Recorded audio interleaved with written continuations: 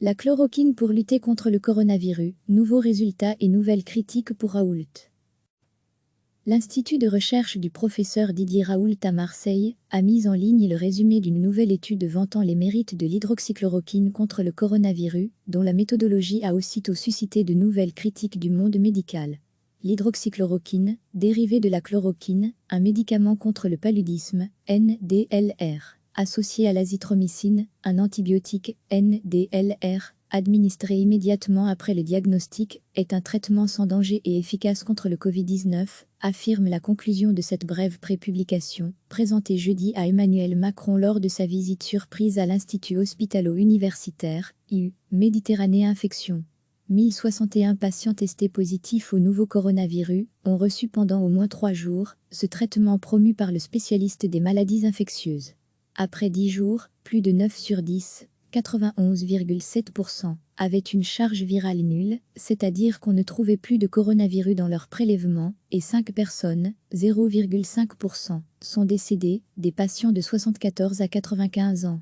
Ce pourcentage est significativement plus bas que chez les patients traités sous d'autres régimes à la fois à l'IU et dans tous les hôpitaux publics marseillais, affirme ce résumé, qui précise aussi qu'aucune toxicité cardiaque n'a été observée.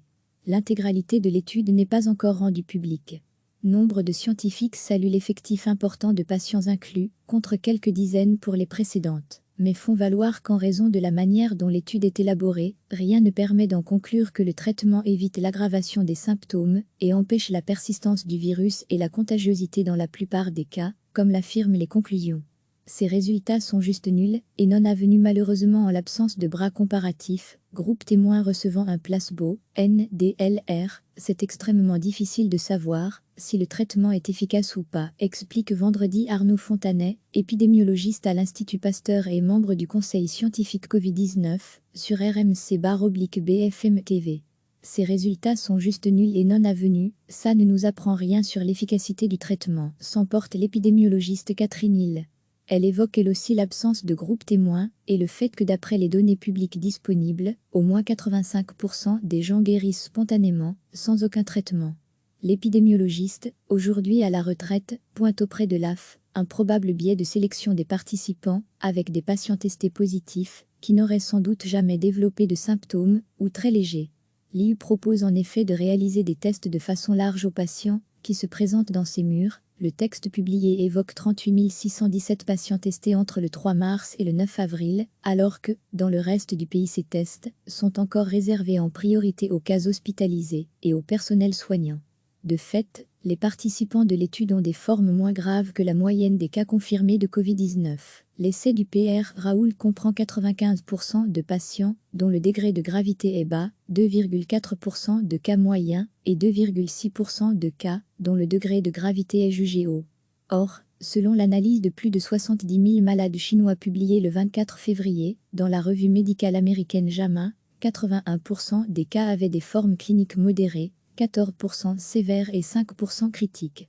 Le 3 avril, l'International Society of Antimicrobial Chemiothérapie, qui avait publié la première étude du PR Raoult, avait déjà fait part de ses préoccupations, expliquant que l'article ne correspondait pas aux standards de qualité attendus. L'infectiologue français est au centre d'un débat mondial sur l'utilisation de la chloroquine et de l'hydroxychloroquine pour combattre le coronavirus. Certains médecins, certains pays et des élus appellent à administrer largement ce médicament, mais une vaste partie de la communauté scientifique et des organisations sanitaires appellent à attendre une validation scientifique rigoureuse, mettant en garde contre les risques possibles pour les patients, notamment cardiaques. Un essai européen baptisé Discovery a été lancé dans plusieurs pays pour tester 4 traitements, dont l'hydroxychloroquine, et d'autres études étudiant spécifiquement son efficacité ont démarré, notamment au CHU d'Angers. En attendant les résultats, la France a adopté une position prudente. L'hydroxychloroquine est autorisée à l'hôpital uniquement et seulement pour les cas graves. Le ministre de la Santé, Olivier Véran, avait appelé le week-end dernier à ne pas brûler les étapes, estimant qu'on connaîtrait prochainement les premiers résultats intermédiaires des études lancées. Si l'Élysée assure qu'il ne faut voir aucune dimension politique au déplacement d'Emmanuel Macron, beaucoup y voient au contraire une formidable légitimation de ce chercheur pourtant controversé. Dans un éditorial, la réputée revue Science s'inquiète du fait que le président français alimente l'engouement autour d'un traitement dont l'efficacité n'est pas prouvée. recevez chaque matin l'essentiel de l'actualité. L'Institut de recherche du professeur Didier Raoult à Marseille a mis en ligne le résumé d'une nouvelle étude vantant les mérites de l'hydroxychloroquine contre le coronavirus, dont la méthodologie a aussitôt suscité de nouvelles critiques du monde médical.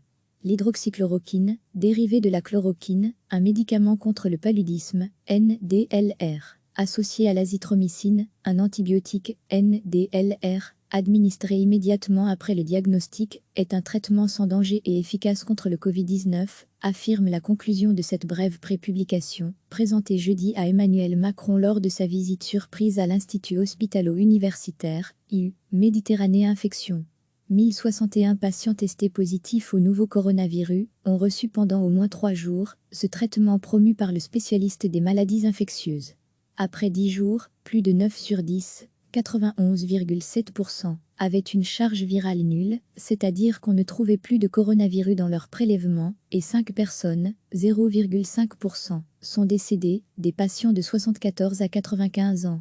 Ce pourcentage est significativement plus bas que chez les patients traités sous d'autres régimes à la fois à l'IU et dans tous les hôpitaux publics marseillais, affirme ce résumé, qui précise aussi qu'aucune toxicité cardiaque n'a été observée. L'intégralité de l'étude n'est pas encore rendue publique.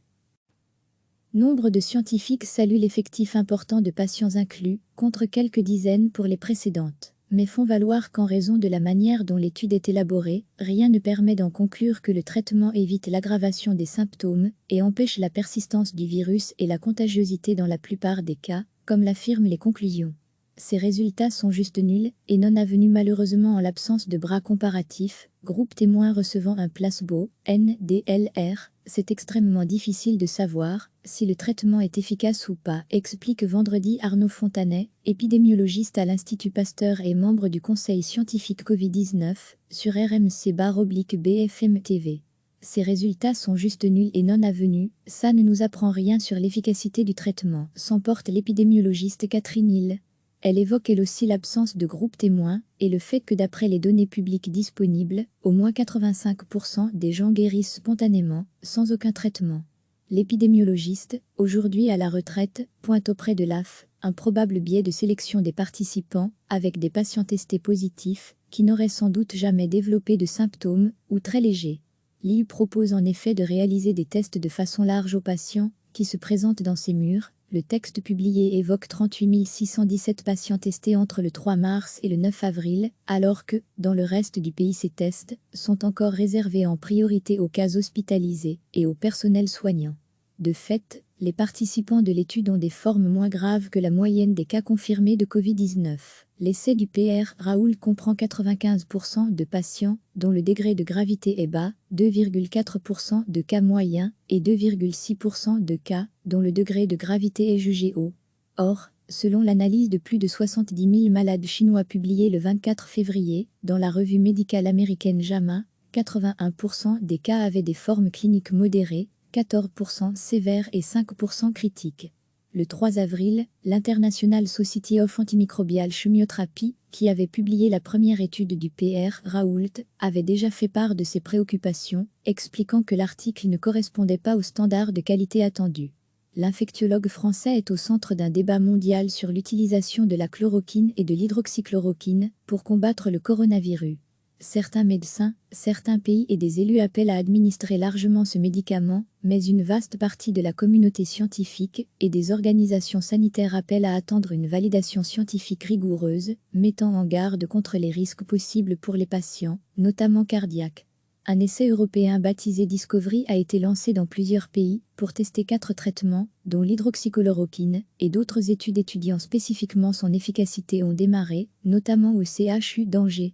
En attendant les résultats, la France a adopté une position prudente. L'hydroxychloroquine est autorisée à l'hôpital uniquement et seulement pour les cas graves. Le ministre de la Santé, Olivier Véran, avait appelé le week-end dernier à ne pas brûler les étapes, estimant qu'on connaîtrait prochainement les premiers résultats intermédiaires des études lancées. Si l'Élysée assure qu'il ne faut voir aucune dimension politique au déplacement d'Emmanuel Macron, beaucoup y voient au contraire une formidable légitimation de ce chercheur pourtant controversé. Dans un éditorial, la réputée revue Science s'inquiète du fait que le président français alimente l'engouement autour d'un traitement dont l'efficacité n'est pas prouvée. Cliquez sur s'abonner pour recevoir les dernières nouvelles.